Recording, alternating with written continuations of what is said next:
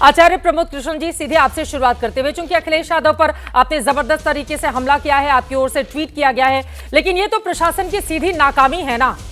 इसको दूसरा आड़ देकर कहीं और ले जाना, क्यों इस तरह की कोशिश की जा रही है? और कहा जा रहा है कि ये तो मुसलमानों की आपस की लड़ाई है, इस वजह से संभल में इस तरह के हालात बने। क्या है प्रमाण जो आप लोग इस तरह का दावा कर रहे हैं? चित्रा जी, राजनीति में होने का मतलब ये नहीं होता है कि सच को सच ना कहा जाए।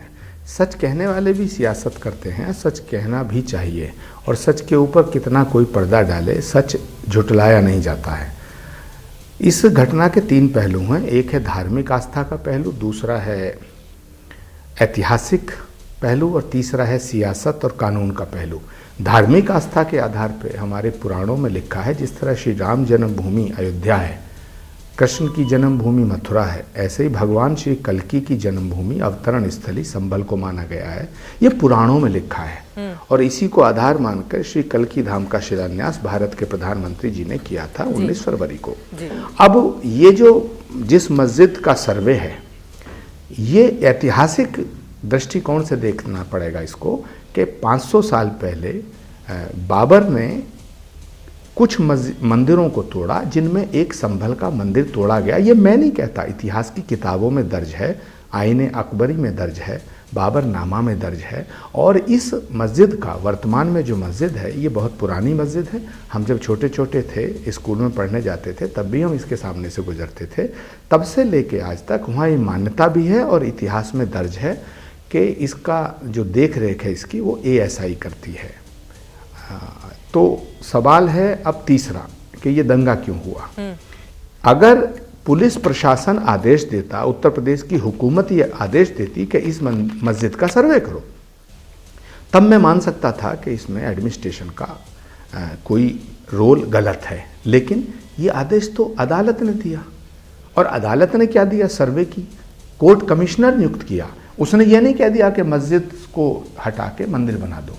अभी सर्वे करने की बात आई तो सर्वे करने का आदेश अदालत का था, और अदालत ने, मैं कोई बीजेपी का प्रवक्ता नहीं हूँ, बीजेपी का पक्ष या सरकार का पक्ष नहीं रख रहा हूँ, जो फैक्ट है मैं देश को उससे अवगत कराना चाहता हूँ। पुलिस की ये मजबूरी है, पुलिस की जिम्मेदारी भी है कि कोर्ट के आदेश का पालन करे।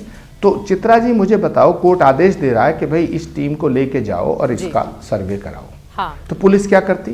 अब वहां पुलिस पहुंचती है, कोर्ट ने आदेश दिया और वहां पर सर्वे की टीम गई थी, लेकिन उसके फिर बाद जाकर वहां पर दोबारा सर्वे किया जाता है।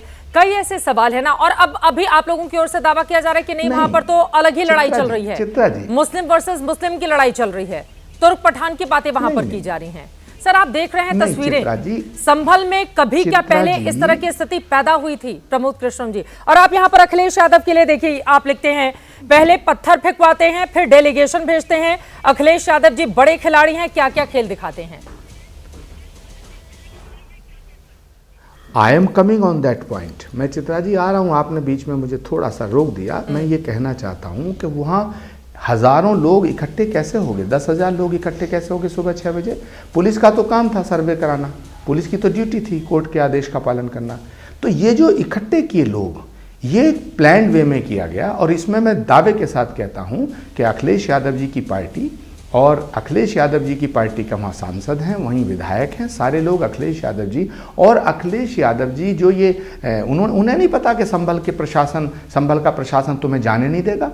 ये मौतों पे सियासत क्यों करते हो? तुम्हें पता है कि संभल का प्रशासन तुम्हें रोक लेगा। आप डेलीगेशन भेज रहे हैं, किस बात का डेलीगेशन भेज रहे हैं? किससे मिलेंगे? अरे अगर जाना है तो आप स्वयं जाइए। जो बच्चे मारे गए हैं, जो बच्चे मरे हैं, वो क्यों मरे हैं, कैसे मरे हैं। लेकिन अफसोस की बात है कि छोटे छोटे लड़के मारे गए हैं। हाँ। मुझे दुख है बहुत ज़्यादा। हिंदू मरे, मुसलमान मरे, लेकिन इंसान मरा है। तो सवाल इस बात का है कि एक तो सारे देश के तमाम पॉलिटिशियंस को सोचना पड़ेगा कि ये मौतों पे राजनीति ना करें। नंबर 2, पुलिस प्रशासन ने कोर्ट के आदेश का पालन किया है। प्रमोद कृष्ण जी, उनका कहना है कि यूपी पुलिस 2 हथियार रखती है, एक सरकारी और दूसरी प्राइवेट। सरकारी गोली नहीं चलाई पुलिस ने, क्योंकि गोली चलती तो फिर वो लोग फंस जाते।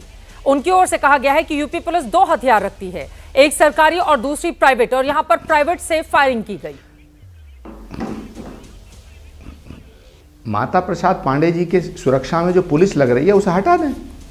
अखिलेश यादव जी को जो ये भारत की एजेंसियां सुरक्षा देनी, हटा दें इन्हें अगर इन पे विश्वास नहीं है। अरे भाई, कोर्ट पे यकीन तुम्हारा नहीं है, इतिहास पे तुम्हारा यकीन नहीं है, संविधान पे तुम्हारा यकीन नहीं है, दंगा हो रहा है, भीड़ अगर पुलिस को मार देती तो ठीक था। पुलिस प्रशासन क्या करे? देखिए, वन साइडेड होकर काम नहीं चलेगा। मैं ये कहना चाहता हूं कि अखिलेश यादव जी को ये साफ करना चाहिए कि संभल की जनता को, संभल की आवाम को भड़काया किसने? ये दंगा हुआ क्यों? किसी हिंदू ने जाकर के वहां पत्थर नहीं फेंके। पुलिस पर पत्थर जो फेंके गए हैं वो पूरा इलाका आप जाकर के देखिएगा, हजारों की संख्या में भीड़ आती है, पत्थर चलाती है। वो किसका दोष है? क्या पुलिस ने खुद पत्थर फेंक लिए? क्या पुलिस वाले इंसान नहीं है? सवाल इस बात का है कि अगर पुलिस लॉ एंड ऑर्डर को मेंटेन नहीं करे तो पुलिस की गलती, और अगर मेंटेन करें तो पुलिस की गलती। सारा का सारा जो खेल है ये सियासत का खेल है। और ये उत्तर प्रदेश के उपचुनावों में जो बुरी तरह से हारे हैं, कुदरखी में मुस्लिम वोट जो है वो बहुत बीजेपी को पड़ा है।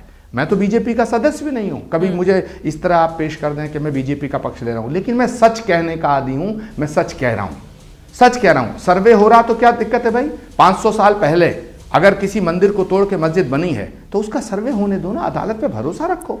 लेकिन सर्वे जितनी जल्दबाजी में किया गया ना, तमाम सवाल उसको देखिए, इस बात को समझिए, इस देश में जब भी मंदिर मस्जिद का विवाद होता है वो कितना संवेदनशील होता है। पॉलिटिशियन के चक्कर में आके अपना फ्यूचर खराब ना करें। बिल्कुल, और ये हर तरफ लागू होता है, यही बड़ा सवाल है। जल्दबाजी में किया गया, और एक बार अगर सर्वे शांतिपूर्वक तरीके से हो गया तो फिर दोबारा टीम वहां पर पहुंचती है, पुलिस वालों के साथ वहां पर टीम पहुंचती। कई ऐसे सवाल हैं प्रमुख। आप तो संभल के रहने वाले हैं, और जो बातें आपने कही उसी से अगला सवाल अब विपक्षी दलों के जहन में यह भी आएगा कि जब कल्कि धाम को लेकर खुद प्रधानमंत्री जाकर वहां पर शिलान्यास कर देते हैं कि एक बड़ा धाम बनेगा संभल में, तो फिर वहां की मस्जिद में मंदिर ढूंढने की क्या जरूरत है? नहीं, ये विषय दूसरा है, वो विषय दूसरा। भगवान का अवतार होगा, अवतार से पहले कल्कि धाम बन रहा है। जहां ये दंगा हुआ है, कल्कि धाम और इसमें कम से कम 18 किलोमीटर क्या फर्क है।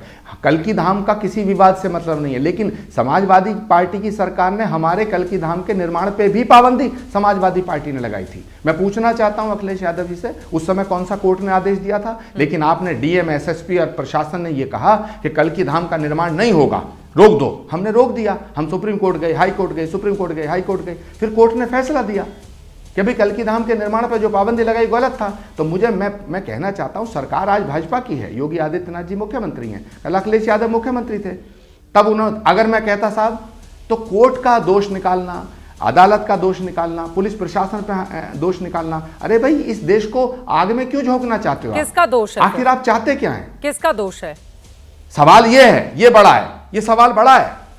ये जो दंगा फैला रहे हैं, जो दंगा कर रहे हैं, देश को दंगों की आग में झोंकना चाहते हैं, ये उनका दोष है। पुलिस प्रशासन अगर लॉ एंड ऑर्डर मेंटेन ना करे तो क्या करे? चित्रा जी बताइए क्या करे? यहां अनुराग भदौरिया जी बैठे, बड़े भारी विद्वान प्रवक्ता हैं, इनसे पूछिए कि अगर पुलिस प्रशासन लॉ एंड ऑर्डर मेंटेन ना करे तो क्या करे? वो किसका फेलियर माना जाएगा? और अगर लॉ एंड ऑर्डर मेंटेन कर रहे हैं तो आप कह रहे हैं कि ये गोली चला रहे हैं।